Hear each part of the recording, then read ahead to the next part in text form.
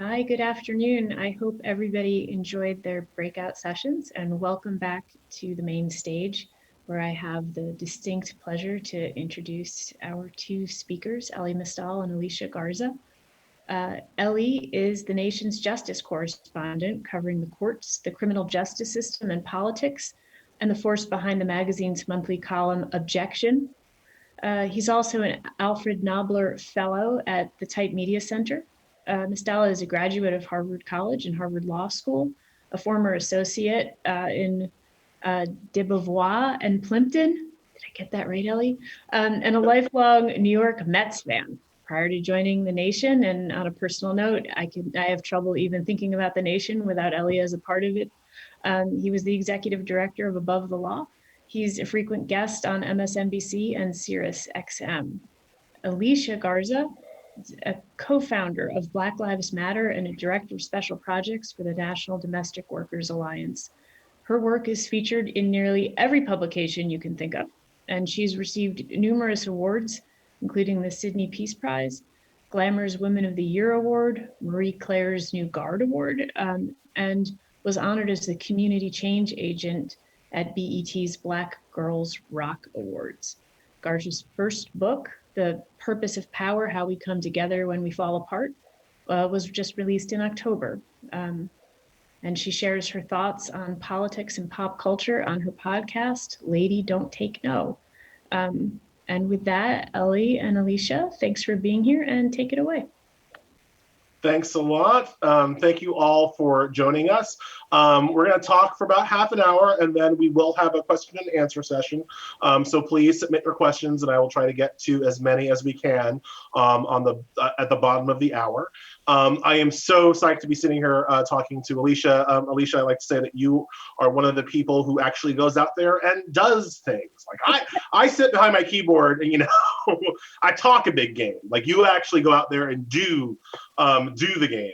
And so I'm always appreciative of your work and so happy to speak with you. How are you doing? How are you holding up through the, month 9 of our global pandemic?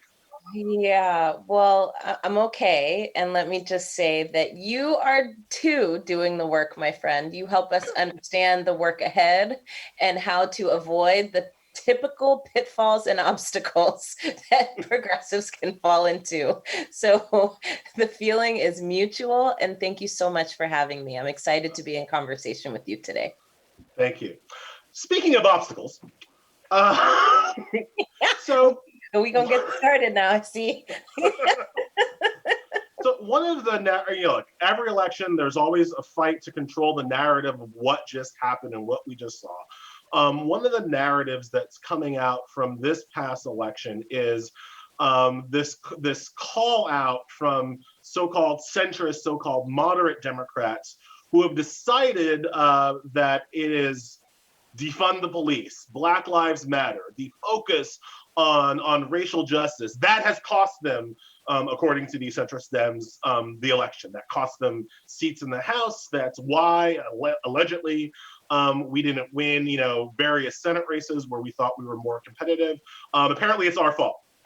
I wanted to get your take on that and see and hear what you had to think. Do you think that it is the progressive movement? Do you think that it is, particularly the left's focus on racial and social justice that has cost people spots in swing states and purple districts?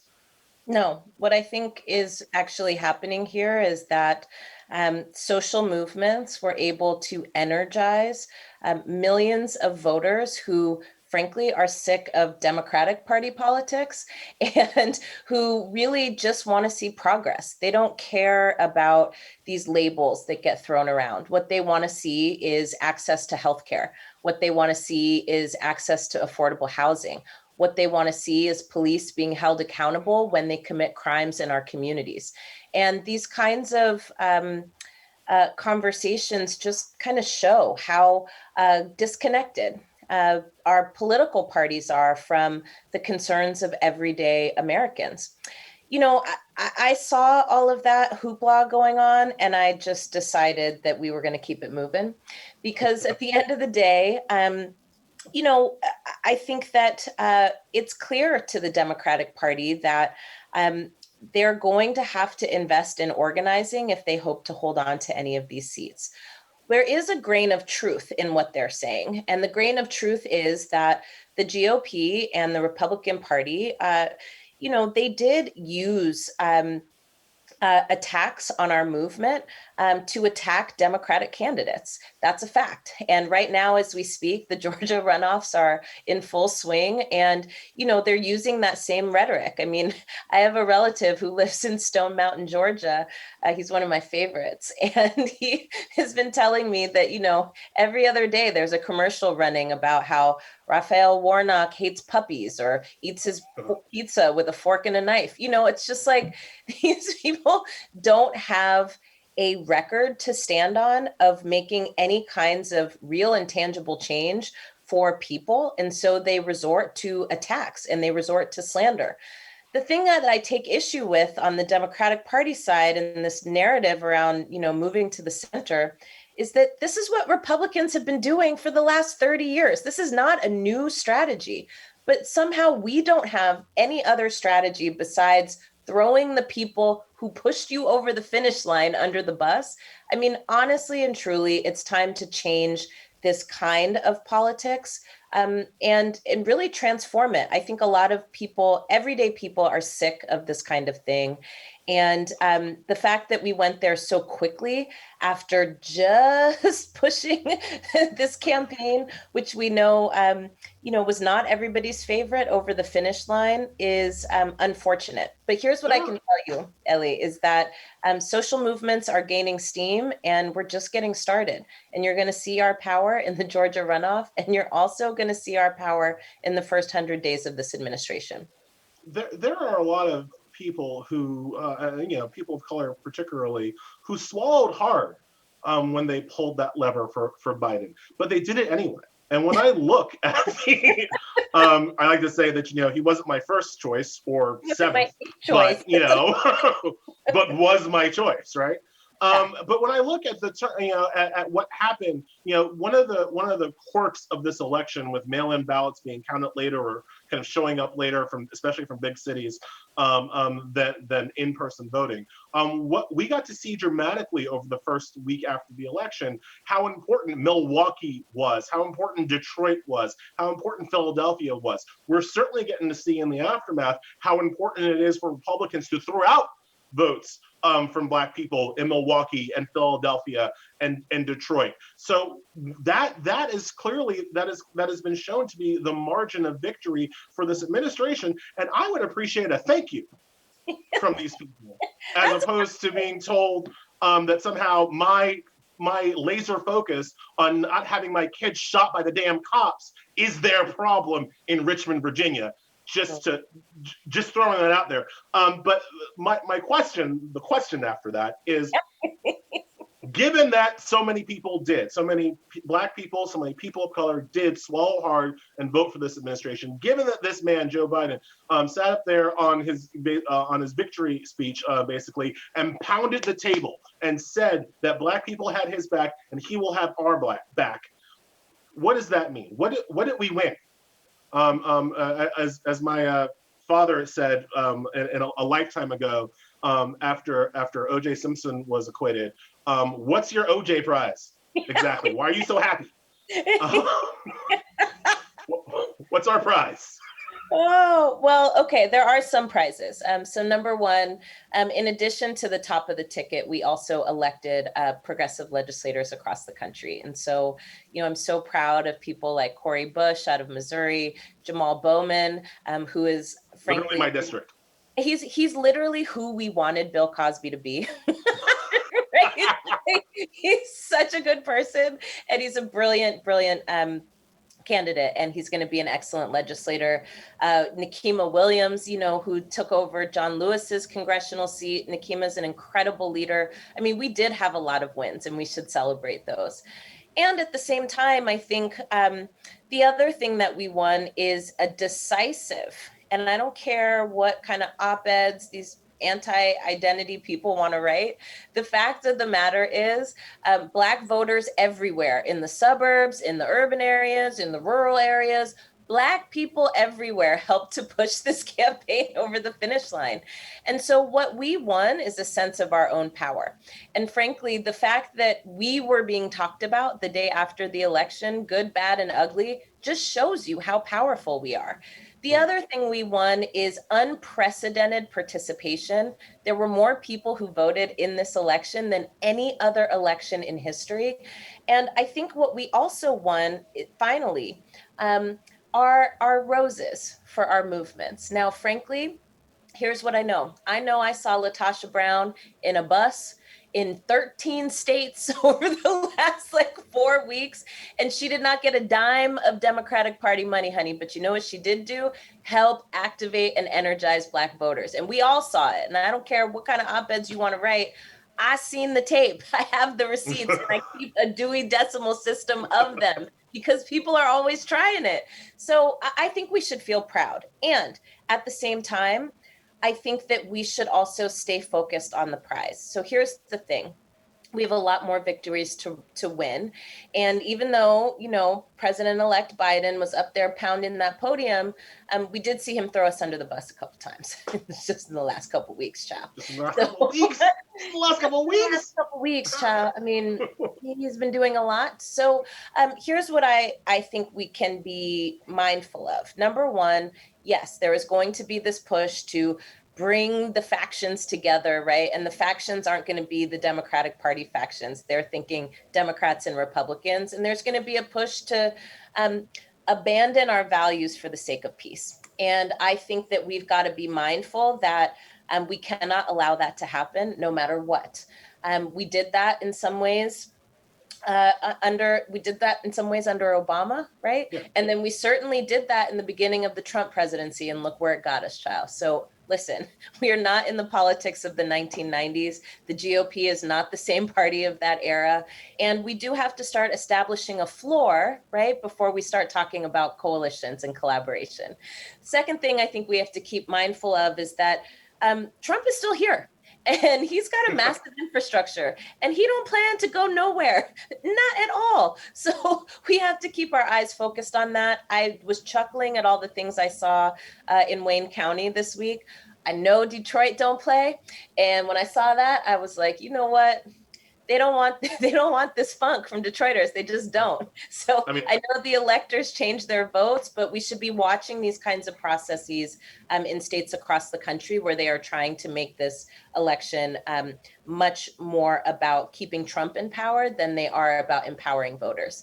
And then lastly, we all have to be mindful that one of the strategies of the GOP and the Democrats at this point is to throw our movement under the bus, whether it be rioting and looting, you know, in this ongoing beaten, battered, tattered narrative about protests, or the lack of movement, right, on the things that people voted these folks in for. So those should be our primary tasks right now, starting with Rona relief and recovery, but certainly extending out to healthcare and all of the other things that Americans want to see progress on. Absolutely. And just since you brought it up, I want to give a shout out to Wayne County Board of Canvassers, Ned Stabler, a white man. If you're a white ally and you want to see what white allyship looks like, listen to Ned Stabler call other white people a racist to their faces. Facts. That's about the energy that I need you to bring if you want to call yourself a white ally. Just for the rest of the decade. You understand? Right? Right? Ned Stabler straight up says that their grandchildren are going to be embarrassed for them, right? Like that's the level I need you to get at. I want to pivot slightly to your to the nuts and bolts of your book, The Purpose of Power, which I've read. I've tried to inject into my veins. One of the part of it that I found most kind of enlightening and helpful, and I think useful for a broader audience, is how well you explain at various points in your book how well you explain the difference between a person, a hashtag, and a movement, right? I think that we've seen a lot of slacktivism, right? A lot of hashtag activism. And certainly, and when you brought up Obama, you know, we've certainly seen the Messiah complex, the Messiah problem of thinking one man alone can fix it. You are really focused on movement politics, I think you beautifully said how we inherit movements and they ebb and flow, but the movement is what moves things, not the individual, not the Übermenschen person. Is the Platinum Plan a movement?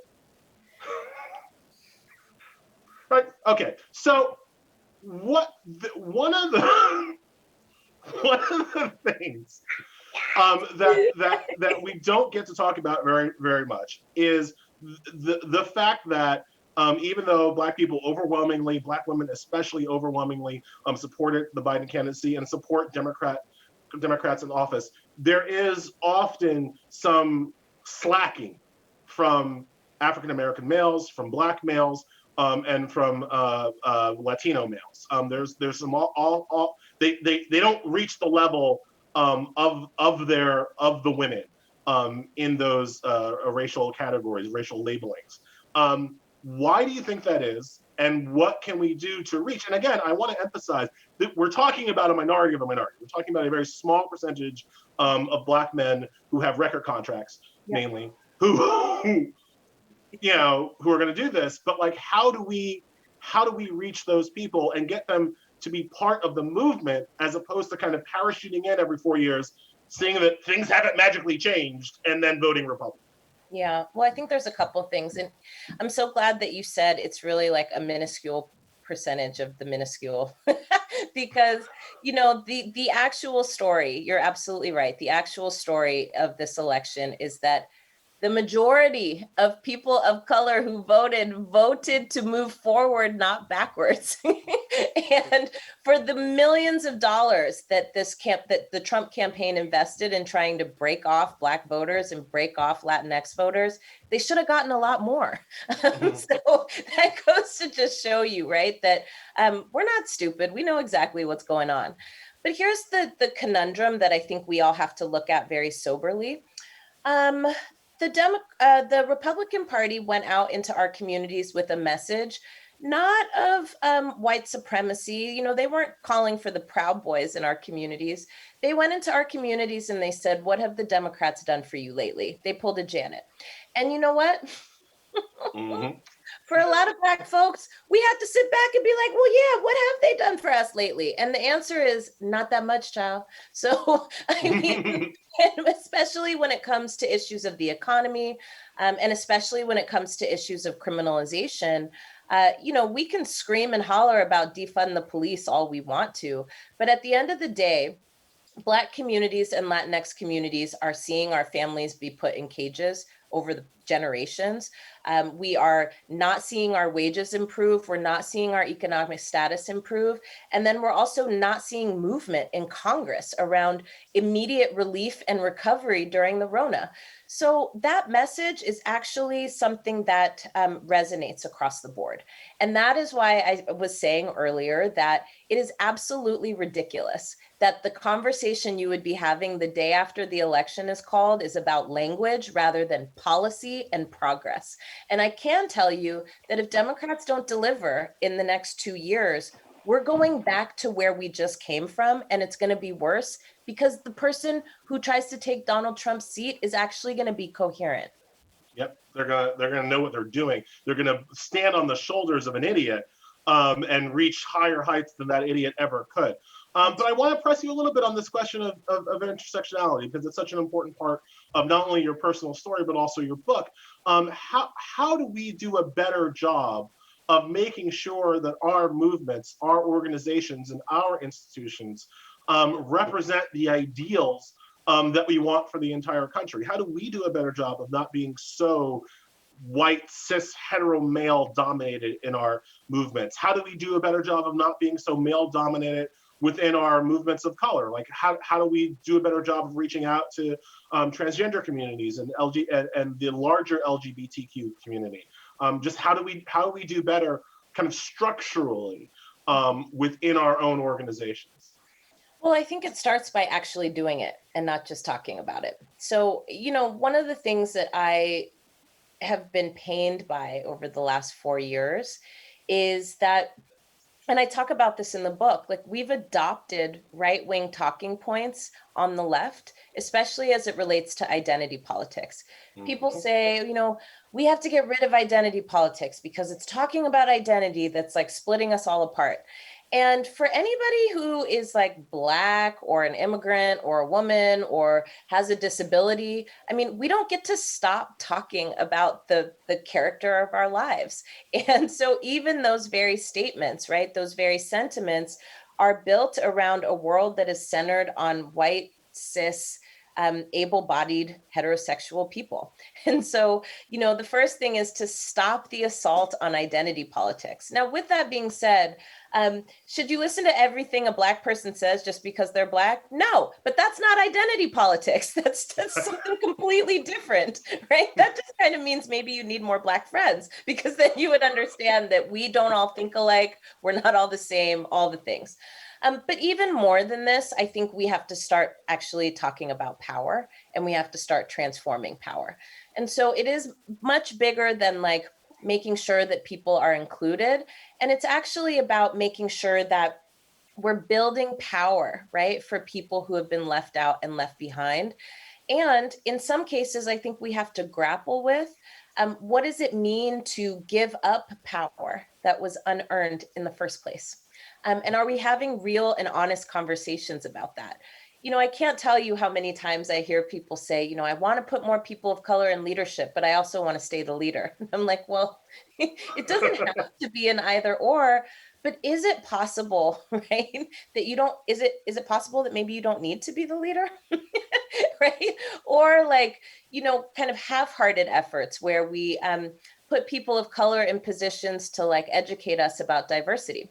So this summer, I was getting a lot of phone calls from corporations who wanted me to come and like talk to them about diversity and inclusion. And I was like, actually, I don't do that work. That's not the work that I do. And so no, I'm not going to come talk to you about that. But even more than that, I would start asking them, well, tell me about your company. How many Black people do you have in the C-suite? And sometimes people would be excitedly like, we have 2. And I'd be like, great, what do they do? And they're like, Jim, oh, they're chief Bob. officer. They're our chief officer of diversity. And I was like,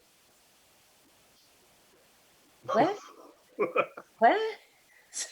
Like, stop that. You know what I mean? Like, great. I'm glad that that's what a Black person is doing in your C-suite, but they could also be running your company, right? It could be both and. Doesn't have to be either or. So there's actually some very basic steps that we can take, but it requires having a real political will to not just change who's represented, right, but change the way that we operate. And so much of how we operate centers white people. And the stories, right, that we tell about neutrality that are actually intended to solidify white dominance and white power. I want to pivot from there to talk a little bit about what white progressives can learn, basically from the conversation you just had, and also in terms of expanding their own reach. Because I work for the nation. We're with the nation. I know quite a lot of kind of very left of center white progressives who are shocked, who were shocked that Black voters in South Carolina picked Biden. Right, and that's why he's here, right? White progressives who believe in a suite of policies that a guy like myself would also agree with. Black white progressives who would be on our side, Alicia, in terms of what needs to happen in terms of police reform and some of these other issues that just can't understand why they have such limited reach and impact within communities of color, especially on the ground level. Your book talks a little bit about talks about this specifically in regards to the Hillary Clinton versus Bernie Sanders campaign, and how neither of those campaigns were really speaking to issues within especially poor communities of color. And I know that when people from the Sanders campaign read that section of your book, they will, have a ninny. Because they will say, but we were talking about that economic message and we were talking about economic restructuring. Why didn't that work? So why didn't that work? A lot of reasons. So I also say in my book that one of the main pitfalls that we keep facing over and over again is that we want Black folks to jump when we say how high, but we're not doing the work to energize, engage, and activate Black communities. And even in saying that, I will say that, you know,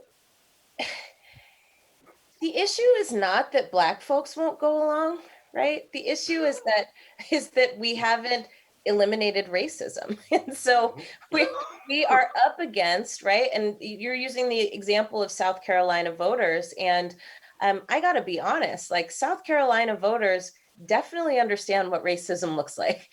And South Carolina voters, Black voters in particular, are always going to vote practically with keeping what they know white voters are going to do. Like we are paying attention to a lot of variables here, people. And so you know, there's two things that are happening. One, Black communities are under organized, and usually when especially like white progressive led efforts are coming to our communities, it's just at the point where you need something done. But there's all kinds of relationship building that has to happen that somehow keeps getting skipped over. And that's, you know, that happens everywhere in America. And it is why we continue to see the same thing over and over again. But the second thing that I think we see, which is something I've been thinking a lot about lately, is that, you know, perhaps instead of trying to bring enlightenment to Black communities, there could be some focused, resourced efforts to bring enlightenment to white communities who continue to vote against their own interests over and over and over again, forcing Black voters and Black communities to save the day over and over and over again. We are doing our work to build back the infrastructure that a white power structure has intentionally decimated over the last 50 years. We are good. We are doing that work. But you know what else we need? We need white voters to show up differently. And so honestly, I would love to see more projects like the one that Georgia Gale from People's Action is doing deep canvases in white rural communities and being another voice that white folks are hearing from, right? That is telling them that there's a different path, right? We have to go into communities where there's only one voice that's being heard, and it's the voice of the racist Republican Party. And if we're not willing to do that work, don't focus on what Black folks are doing, because we continue to do the same thing since 1965, which is save this country from the brink of disaster. And we need help, child, because we only 13% of the population. We can't do it by ourselves. So we need folk to get to work, but let us do our thing. We got this. We know the play. The other thing that I like to say is that, you know, the most help that I could get from, you know, the white power structure is to make it easier for Black people to vote. Make it easier for us to save you.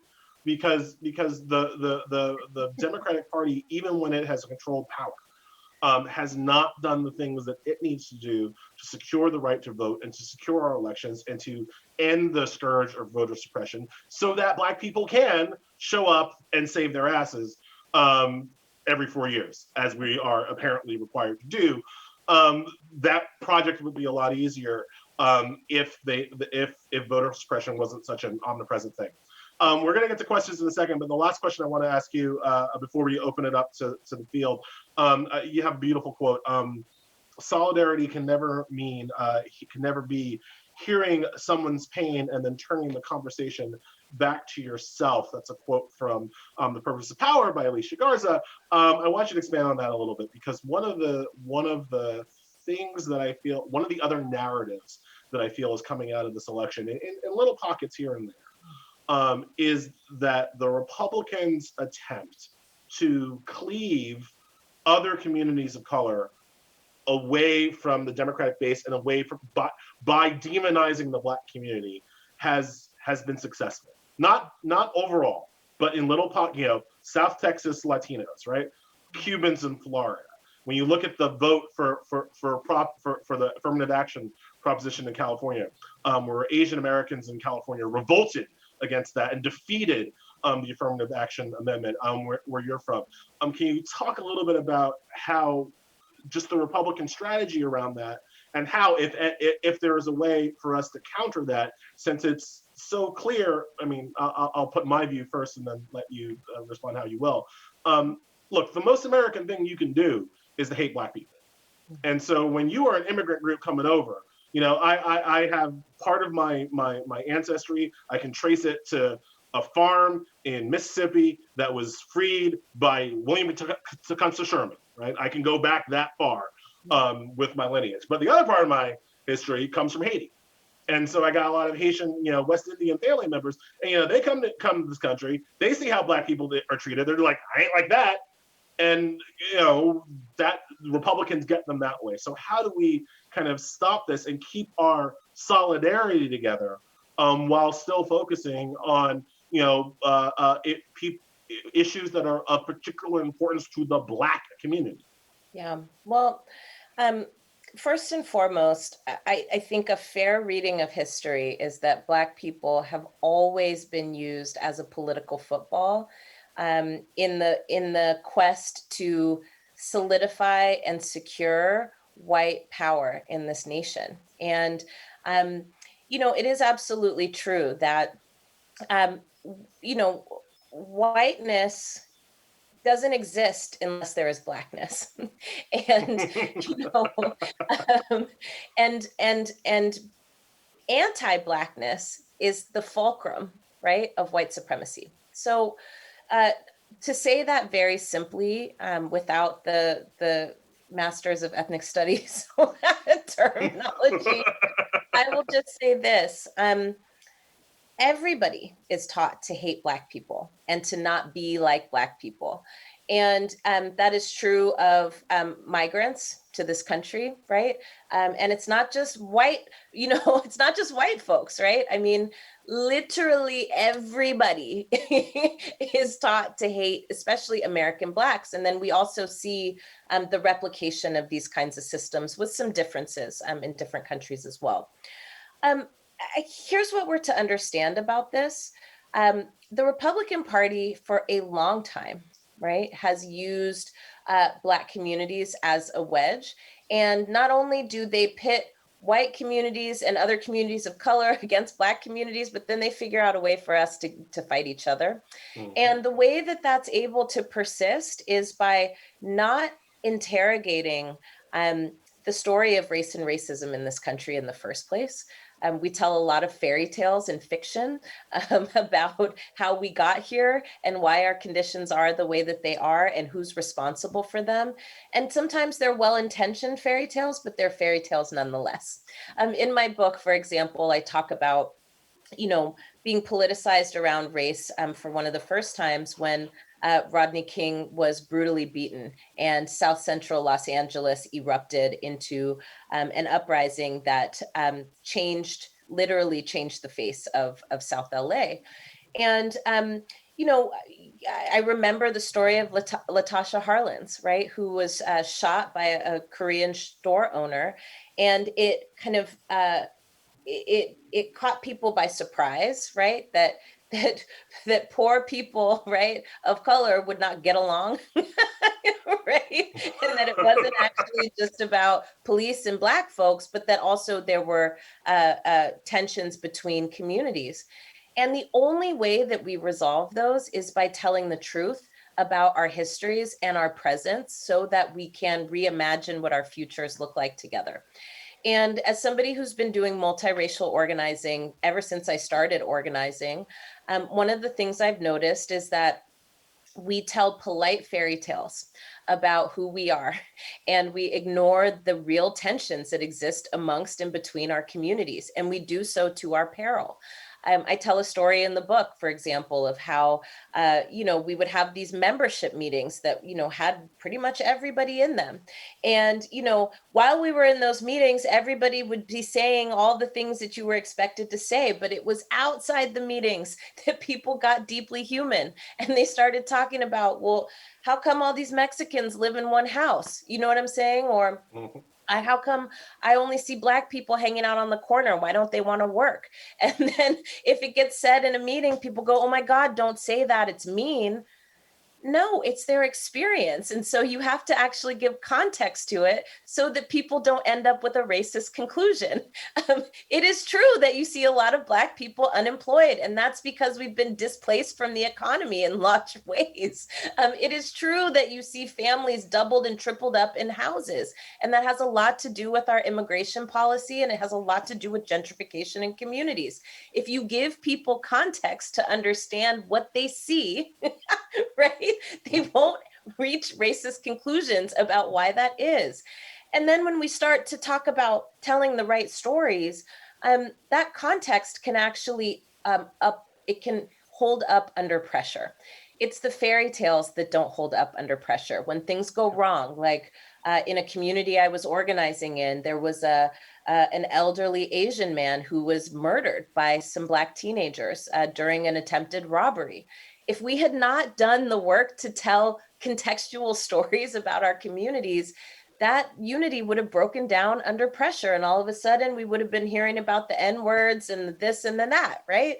So when I say that solidarity can't be about turning the conversation back to yourself, I say that because so often, and I saw this a lot with Black Lives Matter, people would be like, yeah, it's Black lives, but it's also brown lives, and it's also this life, and it's also that life. And I would attribute it to like being the same thing as like talking to, your homie, and they're just going through a divorce, and then being like, I too have experienced a breakup, and turning the conversation back to you. It's like, no, that's not what's needed right now. Actually, your homie needs you to listen. They need you to bear witness, and they need you to show up for them. And showing up for them doesn't mean turning it back to yourself. It means understanding how you're in it together, without centering yourself, child. Yep. So, right. It's I'm going through a divorce. Oh man, my Netflix account got suspended, and I really, right. It's that kind of conversation. Just, look, exactly.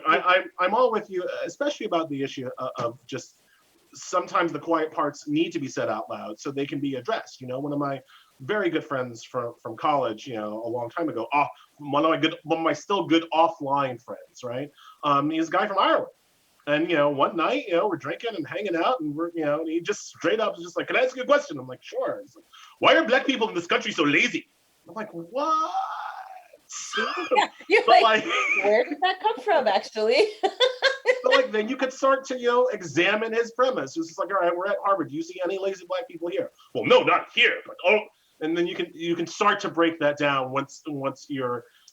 That to me, that is the purpose of a safe space where you can say some of these things out loud, but you have to address them head on. I want to get to the questions, Alicia, and the first one I want to use is from Judith Stacy. She says, please comment on the escalating, scary campaign to overturn the election results. At first, it seemed futile, but it's getting more threatening. What strategies and resources do we have to defend the election? I think that's a little bit for both of us, and I just want to start with my answer of he's going to lose. He's going to lose. These are not serious. I mean, we should take the challenges seriously, but legally, these are not serious lawsuits. They are trash lawsuits. It's a little bit frustrating having to wait for the courts to kind of take out the trash. But the way that I've been trying to explain it is that imagine, you're in your house.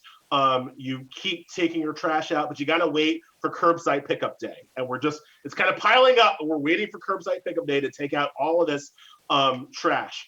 But I think this is an important question for you, Alicia, because the water's edge for me is this shouldn't work.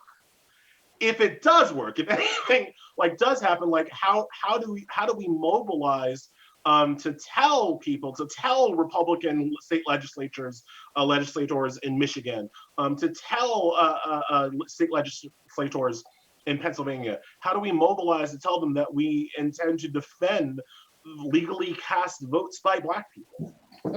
Well, I think there's a few things to touch on first, which is this is 100% why elections matter.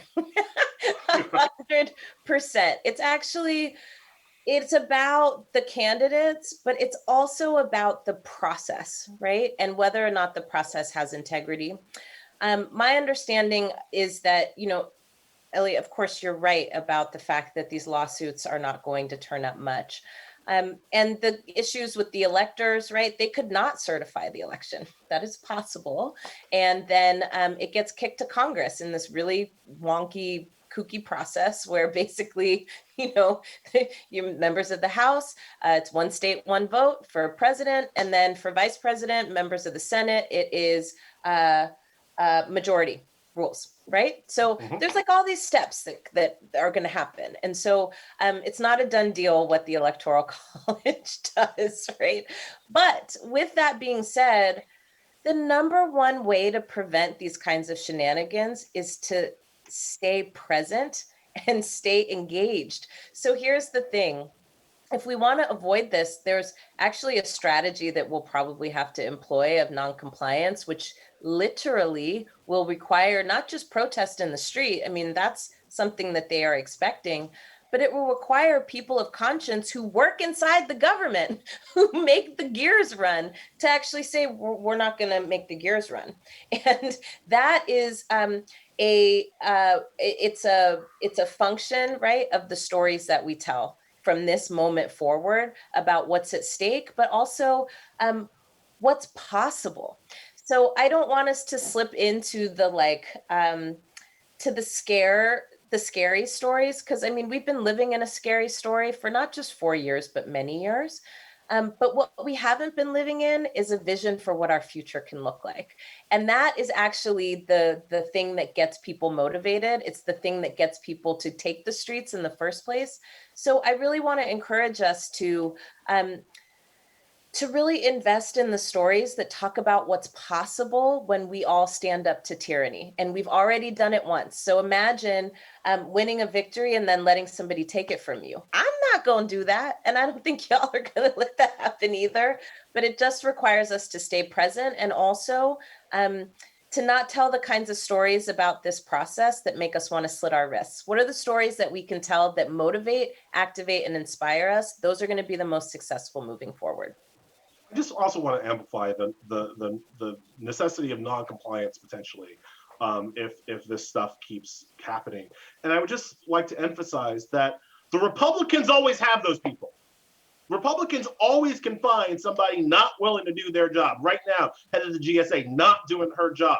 Before, during gay marriage, Kim Davis not doing her job. Before in Florida, Kathleen Harris not, like the Republicans always find somebody willing to not go to work to help the Republican cause. And at some point, progressives are going to have to find that same kind of backbone of just like, I will not do this. I do not care what the legalists were. I will not comply with an illegitimate law. That is what Martin Luther King told us to do. And it's what I think we need to start expecting our own people to start doing again. So just want to amplify that. Deborah Vale asks, her question is about the gentrification of Black Lives Matter. And you have, she's talking about kind of privileged white people kind of glomming onto the movement. And I think of this question specifically in regards to some of the stuff that we saw around the protests inspired by the death and murder of George Floyd, where you had people who were kind of part of the movement out there in the streets and doing their thing. And then you had a bunch of other people who just were. Nobody knows who they were from. Ain't nobody seen them at the cookout. They just kind of showed up and, and overwhelmingly, those are the people who were like throwing things and breaking things and what have you. What do we do about this? What do we do about people who are kind of not part of the movement or not really aware of wouldn't know where the movement was if they had a roadmap, but are going to show up on protest day anyway, and not just Black people, but especially white people who who are going to change their Twitter profiles to John Black Lives Matter Johnson. And then say stuff that may not have anything to do with what anybody is actually trying to advocate for. Like, what do we do about these people? Woo, that was a big question.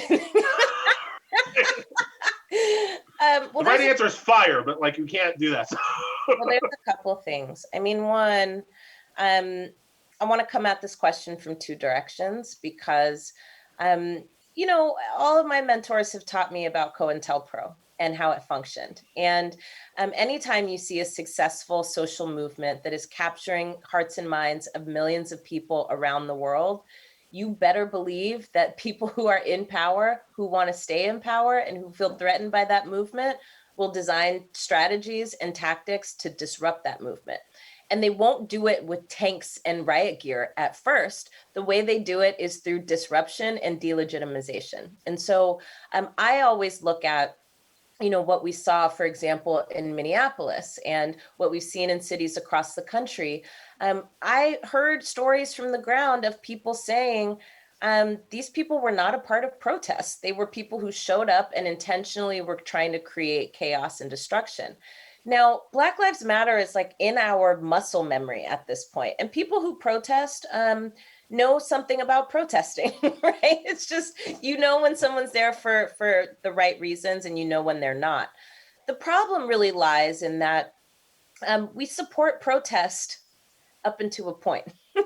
So I actually had to stop a very well-intentioned op-ed that somebody asked me to sign on to that was like asking Black Lives Matter to adhere to the principles of nonviolence. And I was like, I don't understand why we're being asked to sign on to this or why we're even making this a thing when I thought the Proud Boys adhere to the principle of nonviolence. Like, we're not the ones who are causing all this chaos. You know what I mean? And so there's like some weird racist ideas in here too that we just have to get to. But I do want to say that we were very quiet, actually, and still have been very quiet about the presence of white militias and white nationalist groups above ground. We've been very quiet about the 17-year-old boy who was driven to a protest by his mother with an AK-47, shot 3 people and killed 2.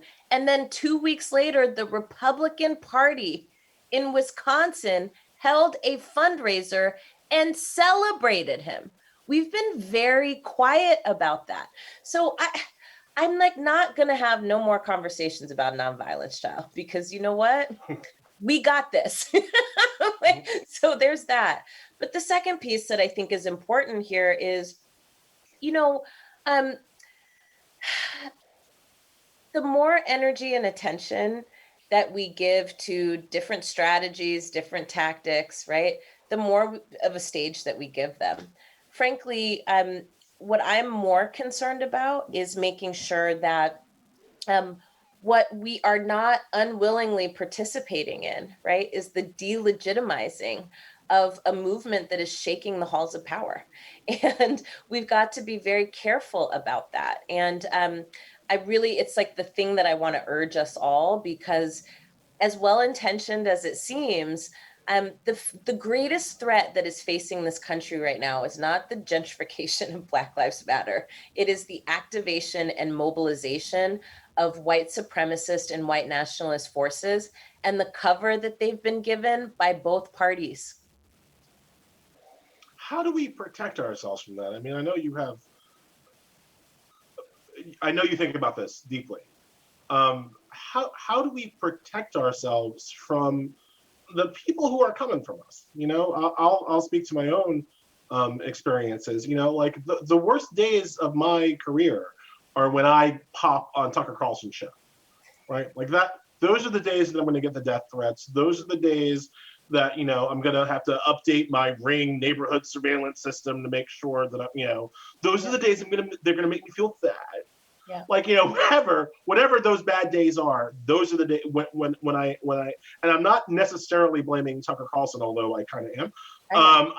His fans, right? His fans, the people that he speaks to, are the bane of my existence. I know you have experience with that as well. Like how do we kind of both physically but also really mentally protect ourselves from these? From, as you put it, I think, let's just use your words, from a white supremacist movement that has been activated and given cover by both parties. Yeah. Well, I think the way that we protect ourselves in the broad sense is by building a powerful counter movement. And that's why this book is so important, is it challenges us, right, to get sharper, to work smarter, not harder, right? But also to unlearn some of the things that we've learned that are not helpful in the process of building the kind of movement that can endure the backlash that we've experienced and the backlash that we haven't even seen yet. And the second thing that I feel is pretty important here for people who are experiencing this, like myself, like you and others, is there's no possible way we get through it without talking about it.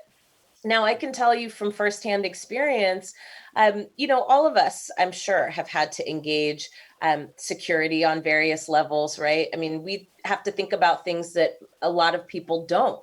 And there's conflicting information, right? And as an organizer, um, we would experience these tensions too, especially when working with legal professionals, because lawyers, right, want to follow the rules, right? And organizers want to change the rules. And it's the same thing with these processes. Um, a politically secure approach to this kind of nonsense is to be vocal about it. I'm so grateful for folks like Joy Reid, who had Patrice and I on her show a couple of weeks ago to talk about the threats that we're receiving. And I can tell you, so many people said, I had no idea that this was happening to y'all.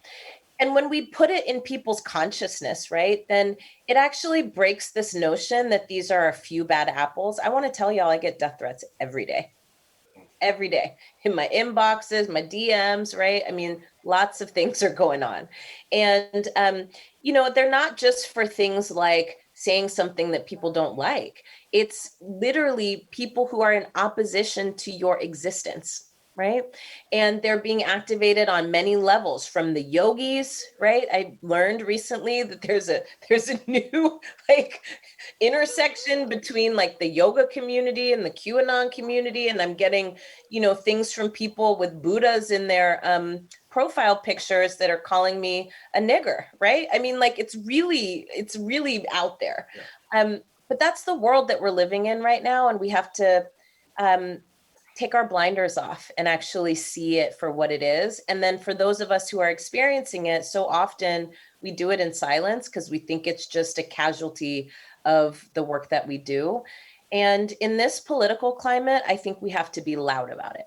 I think we have to be loud and vocal, and I think we have to form communities so that some of our best and brightest fighters don't get demobilized or demoralized. When I think about what's been happening to Nicole Hannah-Jones, when I think about what's been happening to activists that don't have the platforms that we do, but are experiencing the same level of threats and attacks, it breaks my heart.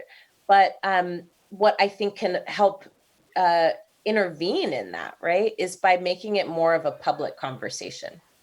I just, one of the reasons why I brought this up, and I think it's important, is that this is also where I feel like the media lets us down, quite frankly. Because when you publicize, when you normalize, when you both sides these people, what you're doing is legitimizing the very people who are going to get into my inbox and, like you said, call me the N-word and threaten my life. It's the same person. That's right. And so when you decide as a media organization that you're going to give a platform to one of these, let's call him Tom Cotton, because his name's Tom Cotton. When you decide you're going to give a platform to one of these guys, and let him tell his people that they should be afraid of people like me and people like you and people like Nicole Hannah-Jones, that has a direct violent threat to people's lives. And the media, the white media, doesn't seem to care about that. And I don't think that gets talked about nearly enough in any form. And I agree with you, but 100%. Thank God for Joy Reid. But it doesn't get talked about nearly enough in any form. All right, I want to do this question because it kind of leads off of what I just said. What do you feel? This is from Lazarus K. What do you feel, kind of even more broadly, we need to expect from the media start talking about these issues to start really bearing down and giving more fair coverage to your movement, to the movement in general, and to these issues. You know, I like to talk about how the media should never just republish a police report. They should. It's full of lies. It's always full of lies. Never just republish a police report uncritically.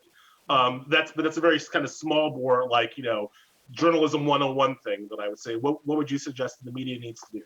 That's right. Well, first and foremost, the media needs to be more responsible. And in being more responsible, what I mean is sometimes this narrative about neutrality essentially means giving a lot of airtime to fairy tales. And, you know, I don't want us to keep telling these stories about disaffected people who showed up for a racist president. We have to stop doing that, because the fact of the matter is they showed up more than once. So you're not just disaffected, right? You didn't just fall into it. You know, you made a conscious Oops, choice. I tripped over some racism today. Yeah, no, it was a conscious choice. So there's that. The other thing is, you know, I think that where there has been so much success is what happens when people like you and people like what Melissa Harris Perry used to do on MSNBC, what Joy Reid does now, what Roland Martin does now, is actually bring activists on your platform to reach, right, these larger places where, frankly, people don't hear from activists. They don't hear from the folks who are experiencing these impacts in different ways. And that's important. It seems so simple, but if all you see, right, are kind of these stories about activists without activists, then those are the conclusions you're going to draw. So put people on these platforms that are actually doing this work to be able to speak for themselves. Same thing with families who are being impacted, right? And then the third thing is to stop treating race and racism like a special interest topic as opposed to something that's embedded in absolutely everything. So, you know, to quote my sister Tiffany Cross from a conversation yesterday, we're not the potatoes, we're the steak. Right? And so it's important, sorry for the vegans out there, but it's important for us to make sure, right, that the stories that we tell about America aren't just white stories with some people of color sprinkled in, some women sprinkled in every so often, and some immigrants sprinkled in, right? But that the stories of America are actually our stories. So that's something that I think is important. And then lastly, you'd be surprised how important your voices are. If you're somebody who's on social media and you should be tweeting at these networks and telling them what it is that you want to see. You should be engaging them on social media because they do actually pay attention. But as long as we're kind of lamenting about it in our living rooms, they never hear about it. Absolutely. I think that's a great way to end. Alicia, as always, your timing is impeccable, right on the nose. Thank you so much for joining us. And thank you all for listening to this. Thank you for supporting the nation. Thank you for supporting independent journalism. Thank you for supporting me. I like that. I have 2 children who like food, so thank you for that. Thank you all for your time. We really appreciate it. Thanks for having me. Shout out to the nation. Yay.